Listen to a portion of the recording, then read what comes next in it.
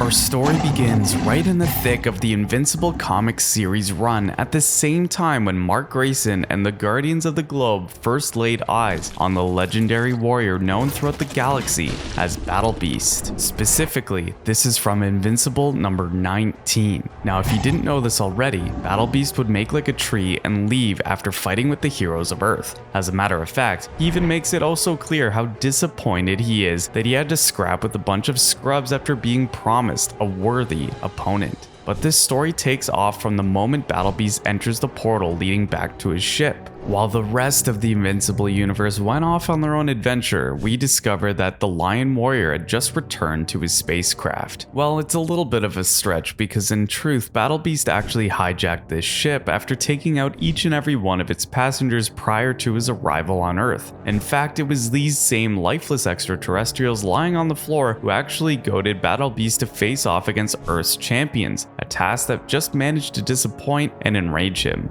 All of a sudden, the ship's onboard computer speaks to Battle Beast only for the rabid warrior to tell it to shut its hole. For weeks, there was only silence inside the ship as it cruised through the vastness of space. But again, the computer speaks. This time, the boredom of being alone inside an otherwise empty spacecraft had already gotten to the feral warrior, so Battle Beast allows it to keep talking. In the middle of their conversation, Battle Beast tells the computer about his origins. Battle Beast came from the planet Dorn, and his real name is Thok. As he puts it, Dorn was a world ravaged by war. More importantly, we learn that Thok himself was also born with a certain quality that pretty much makes him the ideal Dornian. That is to say, Thok has an unquenchable thirst for battle. In fact, he was such a perfect Dornian that Battle Beast's battle rage ended him with actually uniting his home planet and bringing peace to the whole world. The problem was that this turn of events did nothing for his bloodlust. So to make sure that he doesn't harm his fellow Dornians, Battle Beast elected to exile himself from the world, and from there, he just had one goal in mind: to find an opponent who is worthy of his pedigree. Thok is just looking for someone who could give him an honest-to-goodness L, and by that we mean he wants to die a warrior's death in the heat of battle and against an opponent worthy enough to give it to him. However, at the present, Thok thinks that his quest has turned into a pipe dream. That's because he's been at this for so long now and has yet to face someone who could even match up to him, even a little bit. Listening to all this, the computer admits that although its systems have the necessary resources to locate potential worthy adversaries for him, it's quite sore about what Thok did to the ship's crew. As the computer puts it, the original passengers of the spacecraft were the closest thing it had to a family, and seeing everything that Battle Beast did to them, the computer wants nothing else than to witness him lose his life. So Thok and the ship's computer cut a deal with each other to get what they want. For Battle Beast, having the ship's AI look for worthy adversaries that might potentially flatline him would save him a lot of time and trouble doing it himself. On the other hand, the computer just wants to see Battle Beast shuffle off the mortal coil, so it's only logical that it helps him look for warriors that could do this. It's a win-win situation is what we're saying. Not long after, the ship's AI does its thing and Battle Beast finds himself walking across the red, barren landscape of a dead planet. Eventually, our Lion Warrior reaches a nail the size of a building that's been hammered into the ground of the planet. More interestingly, there's a face of a sleeping extraterrestrial protruding from the side of the nail. Battle Beast approaches the face, gives it a little sniff, and discovers that this creature in front of him is still alive.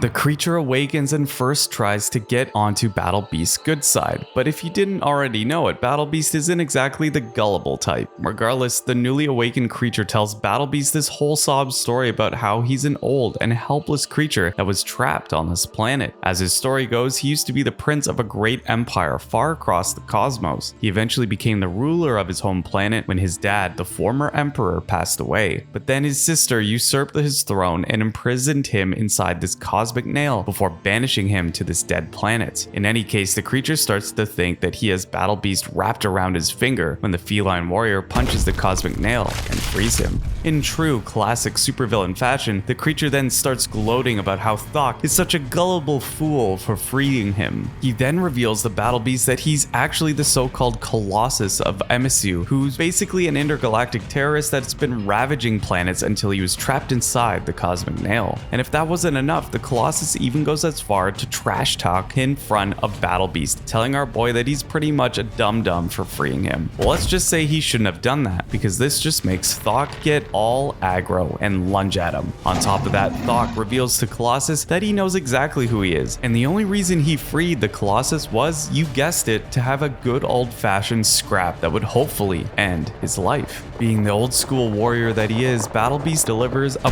brutal headbutt. Battle Beast manages to shatter the Colossus' teeth, but the headbutt he just delivered had left him a bit dazed too. On top of that, we find out that the Colossus has the ability to regenerate from his injuries. If nothing else, the Colossus is also one of the gabbiest villains you'll find, as he keeps on prattling about how he's still not at full power after being trapped inside the Cosmic Nail for so long. Still, he tries to get one over Battle Beast by stabbing him with his claw, but just easily counters it by severing his finger with his blade. And just to prove to us that he's a real one, Battle Beast even offers the Colossus to take a bit of a rest before they resume their fight. As he puts it, he wants his opponent at full health before he throws hands, which will prove if they're really worthy to bring Thok down. To the Colossus's credit, he partially takes Thok's advice and regenerates his severed finger. Then the two get into a proper fight the moment his finger fully heals. First, Battle Beast goes for an overhead slash, but the Colossus counters with a textbook example of the butterfly wings technique. That is to say, he grabs Battle Beast's sword mid-swing using his palms. The Colossus even manages to break Thok's blade before taking his back and putting our Fury Warrior in a classic rear naked choke. But this isn't mixed martial arts, and Battle Beast knows exactly how to get out of this hold. Thok digs in his fangs into the Colossus's arm, and he does this again and again and again until the so-called Galactic Tyrant's arm is ripped right off. Fair play to the Colossus though, because the guy seems to actually enjoy the heat of battle after getting his arm chopped off. Unfortunately, Battle Beast doesn't share the same opinion. After getting the Colossus a crisp dropkick and smacking his face with his own severed arm, Thok makes it known that this duel is turning out to be like the rest of his other fights, a disappointment. The Colossus takes offense to this, so he starts talking more trash and grabs Battle Beast by the head. The thing is, the Colossus might have been trapped inside that Cosmic Nail for so long that he forgot the first rule of a fight, to shut your mouth and keep swinging. In the end, Battle Beast manages to put the Colossus in a body bag when he bisects the guy using his own severed arm while he was busy showboating about his supposed victory over the warrior. And just to make things extra spicy, Thok throws some of that classic shade towards the Colossus in its final moments, telling the creature that all the legends about him being a fearsome warrior were wrong. In his own words, the Colossus was not a worthy opponent. It's just that his legend grew over the years through word of mouth. Once again, disappointed with yet another lackluster fight, Battle Beast heads towards his ship. However, he stops in his tracks when he hears a voice coming from the Colossus's direction. Thok turns around to see that a small, malnourished creature had sprung out from the Colossus's lifeless body. This little guy asks Battle Beast for help before telling him who he is. According to the little alien, his name is Prince Salaka, and he happens to be the heir to the Fantanian Empire. More than that, Salaka reveals that the Colossus used to be a great enemy of his people. We don't get more than that, especially how this little guy ended up inside the Colossus's body. Regardless, Salaka asks Battle Beast if he could help him get back to his kingdom. In fact, Salaka even tries to sweeten the pot by telling Thok that he will make it worth his while. As we all know by now, Battle Beast isn't a man of words, but he's a man of action, so he takes Salaka back to his ship.